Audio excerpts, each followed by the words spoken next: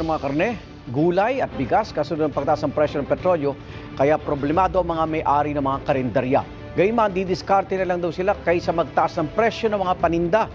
Live mula sa Marikina, may unang balita si EJ Gomez. EJ.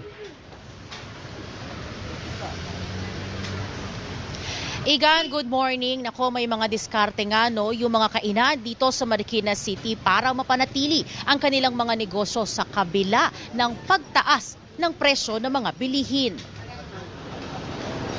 Magkakatabi ang mga karinderyang ito sa tapat ng Marikina City Hall.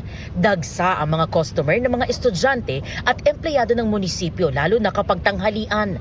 Ayon sa mga nagtitinda, baka maapektuhan ang dami ng siniserve nilang pagkain dahil nagtaasa ng presyo ng mga rekado nitong mga nagdaang araw kasunod ng pagtaas din ng presyo ng petrolyo.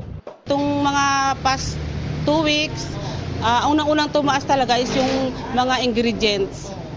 Tapos yung sumunod na yung bigas, medyo tumaas siya ng 200. So apektado po talaga lahat. Tumaas din daw ng hanggang 50 pesos ang kada kilo ng ilang gulay. Ang LPG naman, nagmahal din ng 100 pesos kada tangke.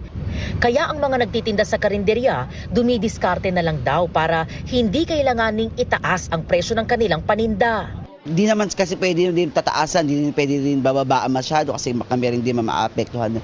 Kasi sa student meal din, budget lang din yung pag-ano nila.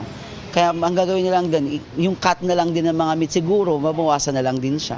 Yung takal na hindi naman sila kawawa at hindi naman kami kawawa, so parang fair ba? Tapos nag-a-adjust kami sa mga rekado. Since mababa talaga yung price pang estudyante, so kailangan na lang pagdating ng mga estudyante, kailangan naka-prepare na para mag-volume yung benta. Sa susunod na mga month siguro ma'am, baka mag-adjust ng presyo, mapipilitan kasi baka hindi na kayanin.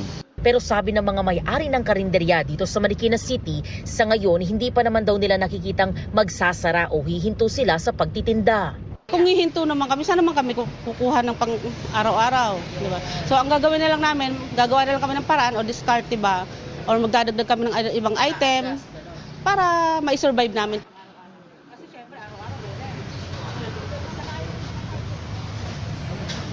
Igan, ilan pa raw sa mga diskarte ng mga may-ari ng karinderya rito sa Marikina City ay yung pagkakaroon ng only inumin o only juice. Yan daw yung pambawi nila doon sa pagbabawas kaunti ng kanilang serving para mapanatili ang presyo ng kanilang mga tinitindang budget meal.